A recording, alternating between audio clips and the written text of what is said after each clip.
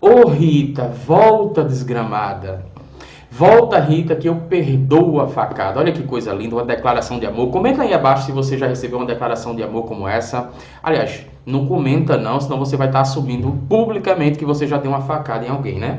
É verdade. Olá pessoal, sejam bem-vindos a mais um vídeo do nosso canal Marisson Fraga. É um prazer imenso ter você por aqui. Agora, oficialmente, nós estamos voltando de férias e voltamos a produzir vídeos, né, para o YouTube. E se você não conhece o nosso canal, eu sou Marisson Fraga e aqui no nosso canal nós falamos sobre o funcionamento da mente humana, né, sobre questões emocionais e por aí vai, inclusive até falando um pouco sobre neurociência. Então nós vamos agora destrinchar essa música que Rita, né, que é do Thierry, tá fazendo um sucesso absurdo. E essa música me chamou a atenção justamente agora no final do ano. Eu tive a oportunidade de fazer uma viagem no final do ano para o interior de Pernambuco e acabei escutando essa música e me chamou a atenção justamente a letra, né? E aquela música Chiclete que fica na cabeça da gente, me chamou a atenção porque ela tem um refrão extremamente forte, como eu já falei. Eu vou ler a letra da música aqui, a gente vai comentando sobre ela e você vai entender questões emocionais e principalmente, como eu já falei, o funcionamento da mente humana. O que é que leva um ser humano a passar por uma situação como essa? Inclusive, essa situação é uma situação real do nosso país, né?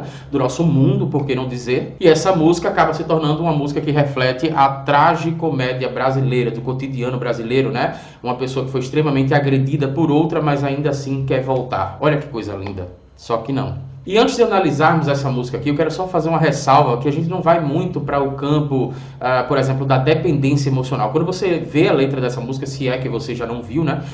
Quando você prestar atenção na letra dessa música, você vai perceber que tem uma relação de dependência emocional absurda aqui, né? Uma falta de valorização, de amor próprio da pessoa. Mas eu quero falar de algumas questões neurocientíficas, o porquê que o cérebro humano conduz algumas pessoas a reproduzir comportamentos como esse do autor da música, né? E obviamente eu acredito aqui que no caso o Thierry, ele estava fazendo apenas uma música, ele compôs uma música refletindo as questões do cotidiano, né, que infelizmente acontecem. É verdade. Quer dizer, às vezes não. Mas sem mais delongas, vamos ler a letra aqui. Agora a gente vai analisar isso aí direitinho, eu vou pontuar algumas questões. Eu tenho certeza que se você gosta dessa música, você vai gostar. E se você gosta do funcionamento da mente humana, de entender melhor essas questões, se você gosta de neurociência aplicada, por exemplo, eu tenho certeza que você precisa se inscrever no nosso canal e ativar o sininho para você receber as nossas próximas notificações. Então vamos lá. A música diz basicamente o seguinte: sua ausência, olha só, a primeira frase é incrível. Sua ausência está fazendo mais estrago que a sua traição. Olha, isso aqui no Nordeste nós poderíamos definir como lapa de corno. Minha cama dobrou de tamanho sem você no meu colchão. Seu perfume está impregnado nesse quarto escuro. Presta atenção nisso aqui. Seu perfume está impregnado nesse quarto escuro. Que saudade desse cheiro de cigarro e desse álcool puro. Quando eu estava lendo aqui essa letra, eu lembrei exatamente, isso aqui é um gatilho mental, né, que está acontecendo na cabeça dele. A mulher que estava com ele, que no caso é a Rita, né, fumava tanto e bebia tanto, hipoteticamente falando ou não, não sei. Ela fumava tanto e bebia tanto que criou um gatilho mental na cabeça dele. Toda vez que ele sente o cheiro de cigarro ou sente o cheiro de álcool puro, como ele fala aqui, de bebida alcoólica, ele consegue lembrar dessa outra pessoa. Eu lembrei quando eu estava, deixa eu fazer só um parênteses aqui, eu lembrei que eu estava na faculdade no ano de 2007, estava cursando minha primeira graduação, que foi o curso de Ciências Contábeis, e eu lembro de estar lanchando na frente da faculdade. Naquela época era possível vender bebida alcoólica na frente da faculdade, na calçada. Existia um rapaz vendendo um cachorro quente, eu estava lá comendo. E chegou uma menina, uma jovem que estudava também na faculdade, e ela pediu uma cerveja naquela barraca lá. E o mais engraçado foi a forma como ela pediu a cerveja, que ela disse basicamente o seguinte: olha só, me dá uma cerveja aí que eu tô com saudade de sentir o gosto da boca do meu namorado. Aquilo era um gatilho mental. Eu lembro que na hora eu nem entendia direito essas questões da neurociência, do cérebro humano, das questões emocionais, mas eu lembro de ter pensado alguma coisa basicamente assim: rapaz, eu acho que esse cara deve beber muito, né? Toda vez que ele encontra essa menina, ele tá bebendo, porque para ela se lembrar do namorado, ela tem que tomar uma cerveja para relembrar do gosto da boca dele. Então isso aqui não passa de um gatilho mental e eu vou explicar, né? Muita gente talvez não entenda o que essa pessoa aqui está passando, né? Por que essa pessoa não se posiciona? Por que essa pessoa ainda está relembrando da outra, né? Sentindo saudade? A gente vai explicar isso direitinho para você, tá? Então, voltando aqui à letra da música, que saudade desse cheiro de cigarro e desse álcool puro, é o gatilho mental que eu falei para você. Rita, eu desculpo tudo. E aqui vem a parte mais chocante da música, para dizer o mínimo, tá? Uma música extremamente comercial, mas é uma parte que assusta porque ela é verdadeira. Ô Rita, volta desgramada. Aí já tem um pequeno xingamento, né? Volta Rita, que eu perdoo a facada. Olha que coisa linda. Ô Rita, não me deixa. Volta Rita, que eu retiro a queixa. Inclusive eu vi até uma discussão aí na internet, né? Acho que algum advogado falando que foi uma facada, então seria uma lesão corporal grave, seria uma ação incondicionada, ou seja, Thierry, você não vai poder retirar a queixa.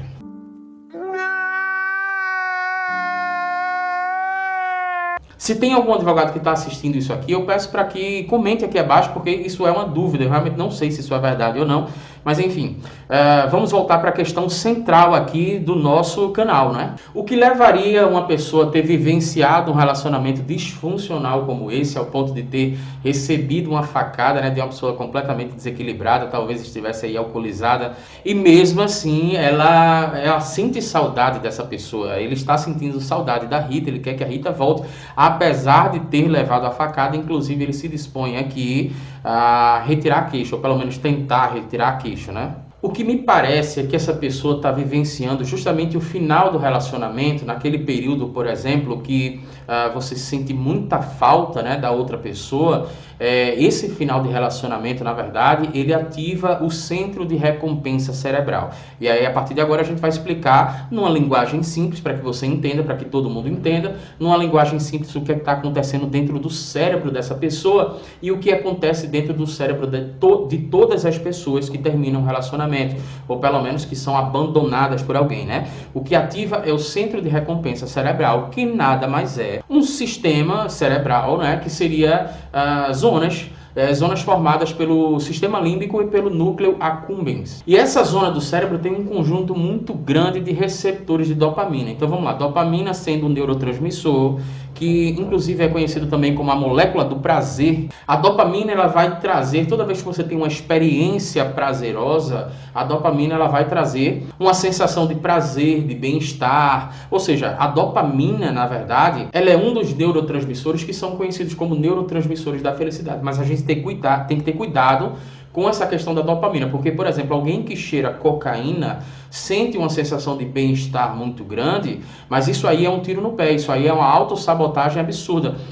O cérebro humano da pessoa entende que aquela atitude, independente de ter sido boa ou não, tá? Porque essa área do cérebro não vai identificar se essa experiência é bom para você ou não. Quem faz esse papel aí é outra parte, né, que seria o córtex pré-frontal. Isso quando as pessoas conseguem utilizar, diga-se de passagem. Mas voltando ao exemplo, quando a pessoa tem uma experiência de cheirar cocaína, ela tem uma produção enorme, na verdade, de dopamina. Por isso que ela sente a sensação de bem-estar. E o que acontece? O centro de recompensa do cérebro vai direcionar essa pessoa a repetir esse comportamento. Por isso que os vícios se instalam no ser humano, porque quando a pessoa tem uma determinada experiência, por exemplo, ela consome álcool, né? Ela tem uma produção de dopamina e ela sente uma sensação ali, pelo menos no início, uma sensação de bem-estar, e o cérebro humano vai ativar o centro de recompensa e vai dizer justamente o seguinte para a pessoa: repete essa atitude porque essa atitude foi boa, foi gostosa. Foi.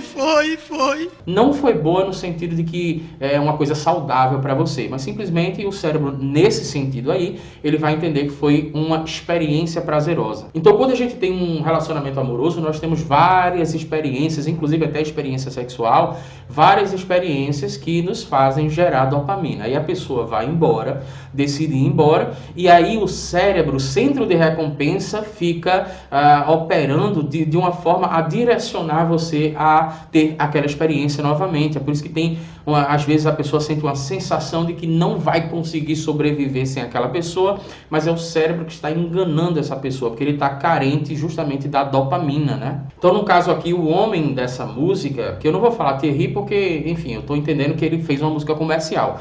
O homem dessa música aqui, que se relacionava com Rita, ele está justamente nesse período em que o centro de recompensa está completamente ativado, necessitando de dopamina, e aí ele já começa a passar por um outro processo, que esse processo a gente vai explicar agora. Vamos supor que uma pessoa sinta uma dor muito grande na região do abdômen e ela é conduzida para o hospital, a dor está quase que insuportável, e depois de alguns procedimentos, lá ficou detectado que essa pessoa está com pedra na vesícula. Então, o que é que o médico vai pedir para essa pessoa? Vai agendar uma cirurgia, mas nem sempre é possível no mesmo momento, né? Às vezes a pessoa tem que esperar vários meses para fazer uma cirurgia para retirada da pedra da vesícula. Entende isso aqui, preste atenção, que tem tudo a ver com a música, tá? Parece que eu estou fugindo, mas eu não estou.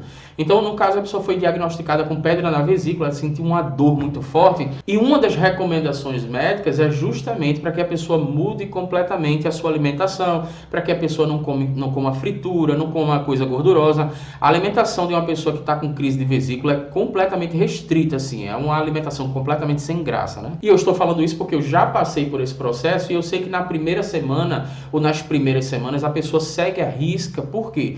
A pessoa, na verdade, ela está sentindo as dores da pedra na vesícula. Então aquilo ali é uma experiência contínua e essa experiência é completamente desprazerosa e estressante. Só que quando os dias vão passando, isso deixa de ser uma experiência e passa a ser uma mera lembrança. A pessoa não sente mais as dores da pedra na vesícula. Ela apenas lembra das dores da pedra na vesícula e conforme os dias vão passando, essa lembrança ela não tem o mesmo impacto, ela vai inclusive perdendo o impacto de uma experiência. Então veja bem, uma lembrança ela não tem o mesmo impacto negativo ou positivo de uma experiência vivenciada.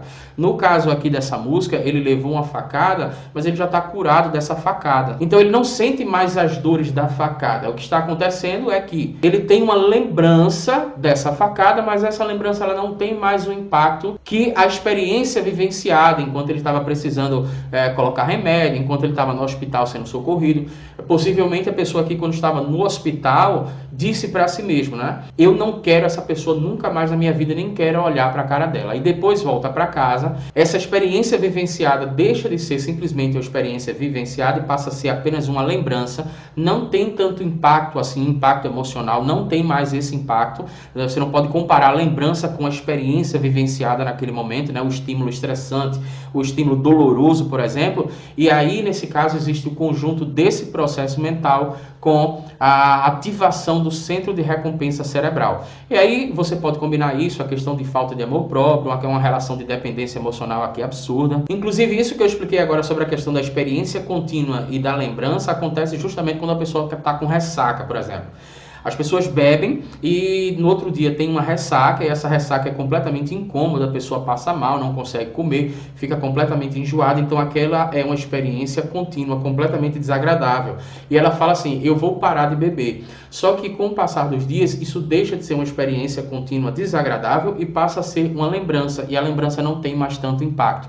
Aí quando chega no outro final de semana, a pessoa fala assim, vou de novo. Não, nada a ver, irmão. E aqui, para não ficar muito longo, eu vou encerrar o vídeo por aqui, mas a gente poderia falar sobre o processo psicanalítico da racionalização, que está muito claro aqui. A gente poderia falar sobre a questão da dissonância cognitiva, que já tem no canal aqui explicando. Então, na verdade, essa música aqui dava uma palestra, sabe? Uma palestra de 1h30 no mínimo, para falar sobre processos mentais que levariam uma pessoa a se colocar numa situação como essa. Mas por hoje é só, eu espero que você tenha gostado do nosso vídeo. Não se esquece de se inscrever no nosso canal, ativar o sininho para você não perder as nossas próximas notificações, porque aqui a gente sempre traz músicas e filmes para explicar o funcionamento da mente humana, tá? Um forte abraço e até o próximo vídeo.